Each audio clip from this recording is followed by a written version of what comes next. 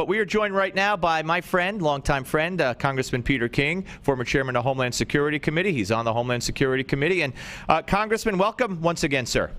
Steve, great to be with you. Thanks a lot. Well, my pleasure. All right, now, before I went to bed last night, I'm logging on to my favorite site, Newsmax.com, and there's the big story and big headlines, Congressman Peter King considering a run for the presidency. Now, how much credence is there to that? I mean, obviously, you quoted sources who gave Newsmax the story, but I want it from the horse's mouth, so to speak. And plus, you've toyed with this in the past, too, right? First of all, thanks for having me on. As far as being serious or not, several serious people have asked me. I mean, you saw the quote in the story from Attorney General McCasey. Yep. And there's others. And very honestly, I'm going to look at it. And the reason I say that is that I think it's important for the Republican Party to take a strong posture on national defense and homeland security and not be worried about political correctness. And I just don't see enough people focusing on that right now. So I'm going to, look at this. I'm going to take it seriously and see where it goes. Listen, I realize all the impediments that are out there, but it's certainly something to look at. This story didn't start with me. Actually, Newsmax came to me saying, they had heard it from a number of people. And then I found out the story was going to run. I got a phone call at 11 o'clock last night, tipping me off. So I only got about 20 minutes head start on you. All right. So what's the next step for you? I mean, what are you doing now, and how do you progress from here? I am going to, first of all, listen carefully, talk to friends, talk to advisors, see what kind of response it gets, and it'll probably give me a higher profile to speak out on different issues, and I see what kind of response I get from that. There's no magic formula here. I'm not sitting down with a $10 billion brain trust, trying to figure the whole thing out. But I am. All I can say is I'm looking at it seriously, and I've gotten a number of very encouraging phone calls from people today. All right, and all right. Well, so you will not get in it unless you think you could win it, so to speak. Yeah. Oh, yeah. I wouldn't be doing it to play games. No. If I do it, it's because I'm serious about it. And in the meantime, I'm going to speak out continually, and maybe even more so on different issues, because it'll just my name being out there is going to give me the opportunity, I think, to be heard on issues that I think should be raised. Let me ask you about security, and you're not afraid, and you're not politically correct, and to an extent, a large extent, neither is Ray Kelly, the police commissioner of New York City, who many are talking about as a possible replacement. I think Obama even weighed in on it for Homeland Security Director Janet Napolitano. However, Ray Kelly has put in place programs that the Justice Department doesn't like, that Obama doesn't like. I mean, is he a fit for that? Would he have to acquiesce and change his style and change his feelings? Oh, I can't see Ray Kelly acquiescing or adjusting, because remember, Ray Kelly didn't come up with these decisions, the programs he's put in place, which, by the way, should be a model for the country as far as counterterrorism. Yep. He didn't put them in there for political purpose. He did it because he thought they were essential for survival, that they were absolutely needed to keep the city of New York secure. I have no doubt if he went to Washington, he would feel just as strongly that we need those programs to keep the nation secure. So, no, I can't see Ray backing down at all, even adjusting his positions, because these are positions that he believes in. He's put his heart and soul into it. He's taken abuse. I mean, he gets attacked constantly by the New York Times, the Civil Liberties Union, all of them. Absolutely. So do you feel, I mean, have you heard anything? Is this progressed to any point at a meeting? Could you envision that, they say to him, you got to change your tune, or he says to them, I'm not going to do it? Or, I mean, how do you think a meeting like that would go? I would assume the president would be more diplomatic than that. I think if they offer it to Ray Kelly, I mean, listen, Ray will obviously he realizes the president is in charge, but he would go in. He can't go in. I don't believe, knowing Ray, that he would go in under terms where he would have to change his policies. He feels strongly that we have to be aggressive when it comes to counterterrorism. We can't be backing down, and he assumes, rightly so in my mind, that there's an attack is always could happen at any moment, and we have to. It's not enough to respond. That's why the term first responder. It means a lot that when there's a tragedy, people are going to be there.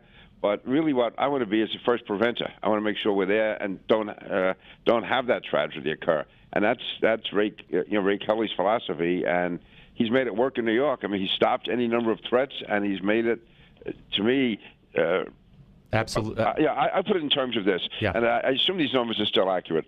For years, Ray Kelly has had at least 1,000 police officers working on counterterrorism. The city of Chicago is 4. So to me, and that's you have the first and second largest city, and yet there's no comparison in the extent of work they put into it. Absolutely. We're talking to Congressman Peter King here on the Steve Malzberg Show. Let me let you hear something. I spoke to my congressman yesterday, Scott Garrett, member of the Finance Committee, and I asked him, I said, these votes to do away with Obamacare are great, and they mean a lot. They're more than symbolic. However, it's not going to happen with this Congress.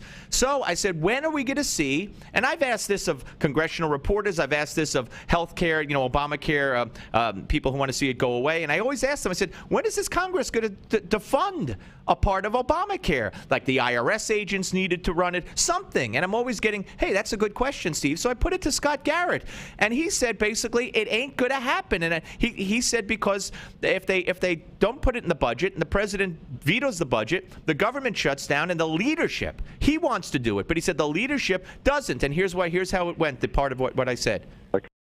Are you telling me, Congressman, that there are no plans among the leadership of the Republican Party in the House to withhold funding for parts of Obamacare, as many of us were led to believe, and which would result in probably a confrontation with the president if he vetoed it, but if it were passed, would result in real dismantling of health care? That the Republicans do not want that fight and will not go that route? Is that what you're telling me today? Well, I can't speak for leadership. All I can talk to you is what history is. But has there been any indication, any talk that this will happen? No. I mean, the Obamacare has been in place for a little while now, and we've gone through several appropriation cycles, and that has been, an avenue that some of us have supported that we go down, but it has not been received positively as the approach. All right. So, Congressman, you tell me, is Scott Garrett right? Leadership doesn't want to touch it? Yeah, I believe they've made the decision that, and again, let me just say this in fairness to the Republican leadership here, is there's a lot of moving parts here, including the whole debt ceiling issue, getting a budget appropriations bill for 2014. This year's budget expires on September 30th of this year. Right. So all of that is out there, and if there's any talk of shutting down the government, first of all, that is a dramatic decision to make.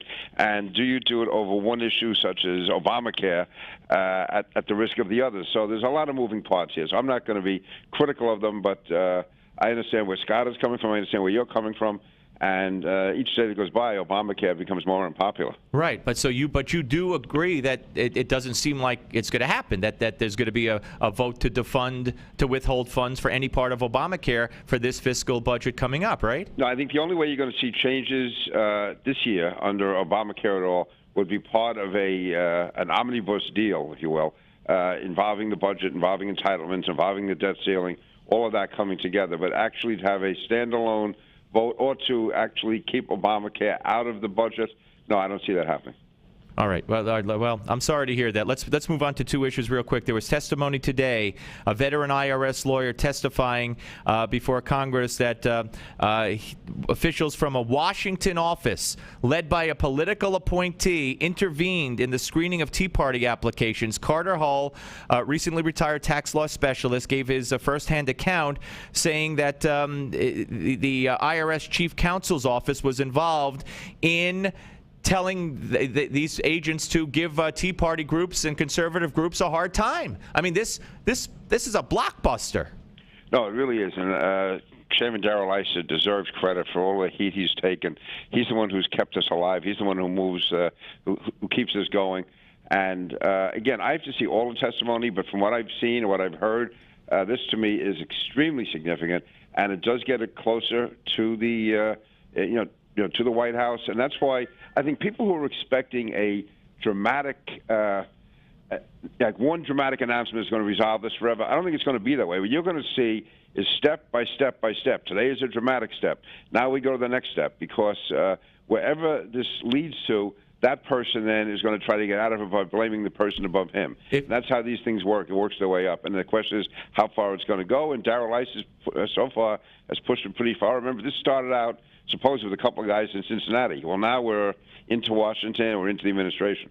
If you run for president, and you might be running against Hillary Clinton, and now Congressman Frank Wolf said today on the floor of the House that he's heard from reliable sources that survivors of the Benghazi attacks, along with others at the Department of Defense and the CIA, have been asked to sign non-disclosure statements about what happened. If this is true, what does that mean? No, if it's true, first of all, let me say, when I say if it's true, I'm not saying it's not, because Frank Wolf is Mr. Integrity. As far as I'm concerned, there's nobody in the House of Representatives with more integrity and less political interest than Frank Wolf. He's absolutely one in a million.